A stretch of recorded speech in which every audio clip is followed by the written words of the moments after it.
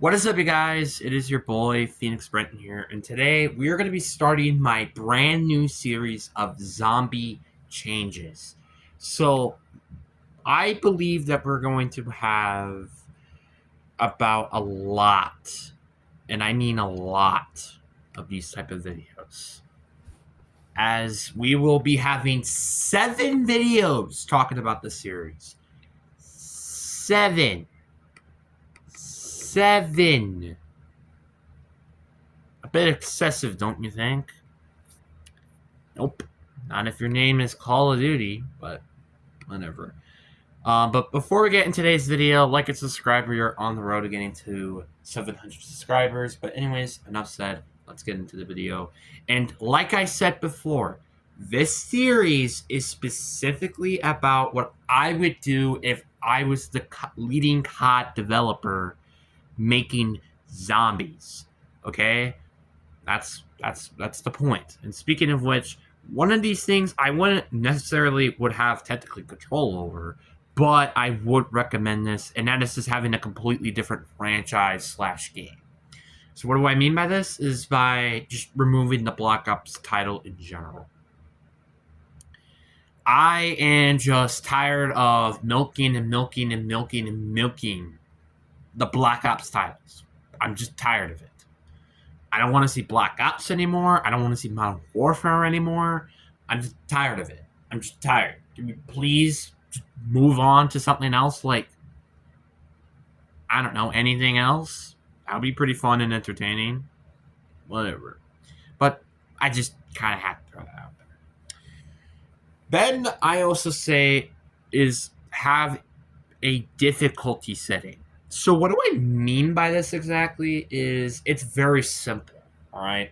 So the difficulty setting is kind of already kind of put in place a little bit with directed mode, standard mode, and curse mode, with curse mode being for the hardcore players, standard for the casual players, and directed for the new players. That's kind of what it is. So this would essentially place it as, instead of just directed, standard, and hardcore, they're kind of all plugged into one mode. Except it's just where before you go into a match, you would select the difficulty. Like if you want to play the easy mode, which will tell you how to do the Easter egg and stuff, that would be there. Not on launch, like they normally do. Standard and hardcore both would be there, except hardcore. Hardcore will only be available when the first people complete the Easter egg. I think I really like that addition, which is what I would keep if I was a COD developer, because it would incentivize people to find the Easter egg so that they can do the hardcore difficulty, which I also could change that entirely into a completely different mode and have curse mode as a completely different mode, which here's how I would probably do that. Like, curse mode would be basically hardcore mode, but with relics. And then hardcore mode would just be hardcore mode at its base form. That's essentially how I would do it. And speaking of stuff that I would like to have new of, we have a new story. I'm sorry, but I'm tired of the Dark Ether story. The fact that it's like, oh, this story is looking a little interesting, and boom, gets ripped out of my heart, and it's like, oh, story's bland and boring. Like, I'm not kidding. The story is like, it has potential, right? The problem is, it's just they've never actually using that potential. Obviously, part of the problem is just the operators and just bad system, and also just bad story. Well, also the actor strike, obviously that affected BO6 a lot, but it's still quite frustrating, to say the least, how this was so bad. Like, it really affected the story a lot. And although BO7 is doing a, I would say, alright job to doing the story, I think when I say this, I think everybody says this, we all want to see a different story, which unfortunately we might not ever get to see that until probably the next Black Ops game, more than likely. Because guess what? I don't believe that really the story is going to end in BO7 because we still have no idea what happened to Emma Jansen. Obviously, outside of the fact that she probably went to the 13th. That's about it. And then, this one's quite obvious, have a 4 set crew and not 8 set crew. So, what do I mean this exactly? I mean by we're not having like 15 different characters all in one freaking point of a story. Like, BO6 and BO7 especially has been at fault for this. BO6 we had Dr. Strauss, we had Weaver, Carver, Ray, Maya, Peck, Sam, the AI, Rick Toffin, we had Archibald, Raptor 1. That is 10 characters. And that's not including Blanchard and Panos, which then would make it 12. That is a lot of people who are getting voice lines as characters in this story. That's ridiculous. And technically as like your operator type, main character story, which is so freaking annoying. BO7 has a little bit of a lesser, but the problem is you have 8 set crew rather than a 4 set crew, where you obviously have the 4 characters before, like Maya, Carver, Gray, and Weaver, and then you have the original 4, Rick Toffin, Takio, Dempsey, and Nikolai. Then you also have the Entity, and then you would have the Shadowsmiths, which combine to 4 characters, and then you have Warden, which that would combine to 14 different characters. Do I have to say anything else? Why is there so many characters just in your set crew?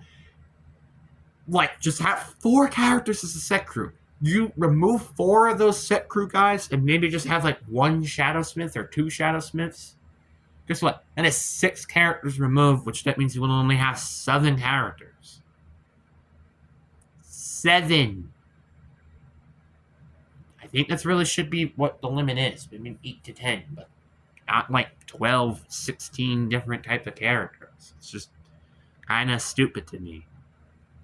It's really, really dumb. And then the last one, which I'll talk about on this list, is some insane puzzle solving. So what do I mean by this exactly? So, funny enough, it reminds me, there was like a most recent like encryption solved in like Gerard Crovey, which was like a decade ago, and that was finally solved. I personally want to do something like that. Make encryptions, but can be guided on the map, and it's not just, oh, you have to just plug in stuff. You gotta know something about it. Which I'll talk about that a little bit more when we get to the Easter egg / boss fight part, which won't be this or even the next part. But the point is that I think you should be able to figure this out on the map, but it's very hard to do something like that. Which is why I think I might potentially do like side Easter eggs or something, or like pieces of intel to use that with. Which I didn't actually think of this at first, but like I would probably want to completely rechange how the intel system even works, or just remove it in general, because I just don't really like the fact there are audio logs. Like, maybe there could be some audio logs, but not as much as there are actually in the thing. Like maybe 1 or 2 per map. And then have like files and artifacts that you're supposed to find. That's your intel, rather than just having these audio logs. Because to me, it doesn't really get the same experience. Like, for example, what if there was like you were supposed to shoot like random asteroids on the map, and it's like you get a free perk upgrade and you get this piece of intel, which helps you grab this thing that helps you encrypt things. So like it gives you some encryptions, but not all the encryptions, because you got to do another side Easter egg to find these encryptions. So, it's kind of like that. So like, for example, if I had EEND, it's like maybe you got to flip around the letters and you got to figure it out or something, and it would spell need, just something like that as an example. Or I would have like numbers 9, 7, 8, 3, or instead, actually what it would be 9987, that would be like, EEND, which then would spell need. Something like that is an example. Just like a little bit of a tricky puzzle to solve, but it's not insanely difficult. Where I kind of want it to be solved, but not like solved as in just boom, right away, I wanted to take some time, which is why I would put it in side Easter eggs. Side Easter eggs that are a little bit harder than all the other side Easter eggs to really do. Because I think it would make it very interesting and a little bit of a cool idea to have side Easter eggs like that, where they help you get more intel on the map, but they also give you upgrades like a random perk upgrade or a Pack-a-Punch upgrade or something like that as an example. So it's a win-win for both sides, where it's like, hey, you can get a free upgrade and you can get a free piece of intel, so the people who like the story actually would like to do this, something like that. Just saying that as an example. Because that's what I want to do personally, is I want to make things feel more challenging and less simple, which is going to be a lot of time. I'm going to be saying that a lot when I'm making these videos, because guess what? There's a lot of simple to this game and not a lot of complex to it, which once again, I will be trying to change this. So just to once again let you know that a little bit ahead of time.